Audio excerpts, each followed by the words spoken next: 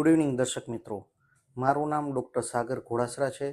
હું consultant neurosurgeon તરીકે Shri Giriraj multi speciality hospital સાથે સંકળાયેલો છું. અમારે ત્યાં ટ્રોમાને લગતા મગજના ઓપરેશન, કમરના, કરોડરજ્જુના નાના ચેકાવાળા માઇક્રોસ્કોપના ઓપરેશન અને એન્ડોસ્કોપના ઓપરેશનની બધી જ સારવાર ઉપલબ્ધ છે. આજે હું તમને વાત કરવા જઈશ એક અત્યંત સરસ ટોપિક કે જેનું નામ છે સ્પાઇન સર્જરી પછી ધ્યાનમાં રાખવા જેવી મહત્ત્વની બાબતો. સ્પાઇન સર્જરી અત્યારે અત્યંત આધુનિક પદ્ધતિથી કરવામાં આવે છે. સ્પાઇન સર્જરીમાં જનરલી મોટા ચેકાવાળું, નાના ચેકાવાળું દૂરબીનથી ઓપરેશન, એન્ડોસ્કોપથી ઓપરેશન અને એન્ડોસ્કોપથી ઓપરેશનમાં બી એકદમ નાના ચેકાવાળા સ્ક્રૂ વડે બી ઓપરેશન કરવામાં આવે છે. આ બધા જ ઓપરેશનોમાં બધાના અલગ અલગ ફાયદાઓ હોય છે અને રિકવરીના સ્ટેપ્સ બી અલગ અલગ હોય છે. આજે તમને બ્રીફ માહિતી આપવા જઈશ તો કે સ્પાઇન સર્જરીમાં જનરલી ઓપરેશન પછી જે રિકવરી હોય છે એને આપણે 3 તબક્કામાં વહેંચીએ છીએ. પહેલા તબક્કામાં અર્લી રિકવરી ફેઝ, બીજો તબક્કામાં મિડ રિકવરી ફેઝ અને ત્રીજા તબક્કામાં late recovery phase. Generally early તબક્કામાં એવું કહેવામાં આવે કે જે બી ઓપરેશન કર્યા પછી દર્દીને દુખાવો, નબળાઈ, ઝણઝણાટ પગમાં થવી એ બધું તાત્કાલિક રિકવર થઈ જાય છે. એ ઓપરેશનના પહેલા જ દિવસે રિકવર થઈ જતું હોય છે. સામાન્ય રીતે એ રિકવરી આવી ગયા પછી અર્લી રિકવરી ફેઝમાં કે જે 10થી 12 દિવસનો ટાઈમ લે છે, તેમાં સામાન્ય રીતે રેસ્ટ કરવામાં આવે તો સારું રિઝલ્ટ મળી શકે છે.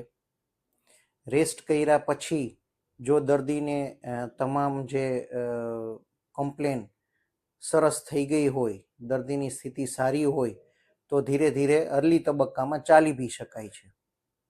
જનરલી હેવી વેઇટ લિફ્ટ અથવા વાંકા વળીને કામ કરવાનું અમે અર્લી તબક્કામાં અવોઇડ કરવાનું કહીએ છીએ કે બને ત્યાં સુધી એ કામને ટાળવું. આ જ રીતે જો નાના ચેકાવાળું અથવા એન્ડોસ્કોપથી ઓપરેશન કરવામાં આવે તો બીજે જ દિવસે દર્દીને રજા કરી શકાય છે. બીજા જ દિવસે દર્દી નાનું મોટું કામ કરી શકે છે, સારી રીતે ઊભા થઈ અથવા હાલી ચાલી શકે છે. વજનવાળું કામ અને નીચે બેસવાનું તો મિનિમમ અર્લી તબક્કામાં ટાળવું જોઈએ. બીજો ફેઝ છે mid recovery phase. Mid recovery ફેઝમાં અલગ અલગ ટાઈપના જે કમરના ઓપરેશન કે જે અલગ અલગ સારવાર કરવામાં આવે છે, અલગ અલગ જે બી પ્રોબ્લેમ્સને લગતા ઓપરેશનો કરવામાં આવે છે એના ઉપર રિકવરી ડિપેન્ડ હોય છે.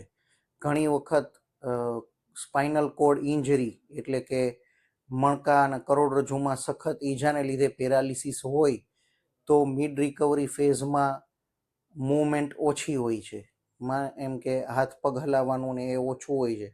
તો એ તબક્કામાં ફિઝિયોથેરાપી વડે એની રિકવરી સરસ અને ફાસ્ટ આવી શકે છે. જનરલી પ્રોપર ટાઈમમાં ઓપરેશન કરવામાં આવે તો મિડ રિકવરી ફેઝમાં દર્દીને ચાલવાથી માંડીને હરફર કરવામાં, સીડીઓ ચડવામાં કોઈ જ વાંધો આવતો નથી. મિડ રિકવરી ફેઝ જનરલી 2 વીકથી લઈને 1 મહિના સુધી બી ચાલી શકે છે. એ ફેઝમાં જો પ્રોપર ફિઝિયોથેરાપી કરાવવામાં આવે, સારી રીતે ઘરે કસરત કરવામાં આવે, દર્દી પોતાની રીતે કસરત કરે, થોડું ઘણું મૂવમેન્ટ કરી શકે તો એનાથી અત્યંત સરસ રિકવરી આવે છે. જનરલી મિડ રિકવરી ફેઝ એ આપણે એવું કહેવામાં આવે છે કે ટાંકા ના ખોલીએ ત્યાં સુધી એ મિડ રિકવરી ફેઝમાં શરૂઆતમાં ધ્યાન રાખવું પડે છે. જો નાના ચેકાવાળું ઓપરેશન કરીએ કે જેમાં ટાંકા મિનિમમ હોય તો જનરલી મીડિયમ રિકવરી ફેઝ કે જે વચ્ચેનો ગાળો છે એ ગાળામાં કોઈ તકલીફ આવતી નથી અને સારી રીતે પોતાનું નોર્મલ વોકિંગ અથવા હરફર બી કરી શકે છે. ત્રીજો ફેઝ છે કે જે લેટ રિકવરી ફેઝ.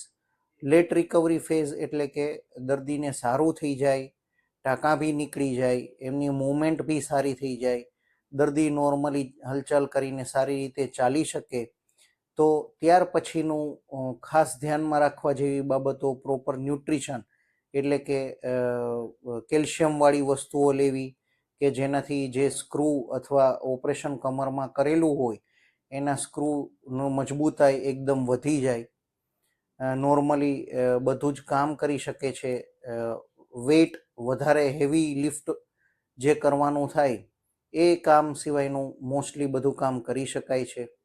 નીચે બેસવાનું સામાન્ય રીતે 2 થી 4 મહિના સુધી અમે ટાળવાનું દર્દીઓને કહેતા હોઈએ છીએ. લેટ રિકવરી ફેઝમાં ધ્યાનમાં રાખવા જેવી બાબતો એ છે કે જનરલી પ્રોપર પોઝિશન અને પ્રોપર સપોર્ટ વડે જો ચાલવામાં આવે તો મૂવમેન્ટ ઓર વધારે સારી થાય છે. ચાલવાની પદ્ધતિઓ બગડે નહીં, ચાલવામાં સારી રીતે પોઝિશન આપીને ચાલી શકાય છે. સામાન્ય રીતે ફિઝિયોથેરાપિસ્ટનું ગાઈડન્સ લઈ જો ખરાબ રીતે મૂવમેન્ટ ચાલુ થઈ હોય કે પગ ઉપાડવાનું ચાલુ થયું હોય તો એને સરખાઈથી બેલેન્સ કરી ધીરે ધીરે એમને કેળવી અને પ્રોપર ટેકનિકથી ચાલવાનું એમને પ્રેરવામાં આવે છે. જો આ બધા જ ફેક્ટરને ધ્યાનમાં રાખવામાં આવે તો સામાન્ય રીતે આ ત્રણેય ફેઝમાં રિકવરી પ્રોપર આવી જાય તો નિયરલી 100% જેવું કમરના ઓપરેશનનું રિઝલ્ટ હોય છે. બને ત્યાં સુધી જે કહેવાય નીચે બેસવાનું અને વાંકા વળીને વજનવાળી વસ્તુ ઉપાડવાનું જે 2-3 જોખમી કામ હોય છે એ શરૂઆતના અને લેટ રિકવરી ફેઝમાં જો અવોઇડ કરવામાં આવે તો સામાન્ય રીતે જેમ જેમ રિકવરી વધે એમ એ વસ્તુઓ બી ધીરે ધીરે અત્યંત સહેલાઈથી થઈ શકે છે. એટલે પહેલાં એવું જે કહેવામાં આવતું કે સ્પાઇન સર્જરી બહુ જટિલ હોય છે અને પછી ખાટલામાં જ સૂવાનું રહેવાય છે, એવા કોઈ જ પ્રકારના તકલીફો કે ડર રાખવા જેવું નથી. માટે દર્શક મિત્રો, તમને એ જ અનુરોધ છે કે સ્પાઇનના ઓપરેશન છે કોઈ જટિલ અને જોખમી હોતા નથી. સામાન્ય રીતે દર્દીની કન્ડિશન અને રિકવરી સારી હોય અને પ્રોપર ઓપરેશન પછી કેર રાખવામાં આવે તો 100% જેટલું રિઝલ્ટને બી આપણે પ્રાપ્ત થઈ શકે છે. અત્યારે તો અત્યંત આધુનિક પદ્ધતિ જેમ કે નાના ચેકાવાળું દૂરબીનથી એન્ડોસ્કોપ વગેરે વગેરે ઓપરેશન કરીને બી દર્દીને 2 થી 3 દિવસમાં જ ખૂબ જ ઝડપી અને સારી સરસ રિકવરી આવી શકે છે.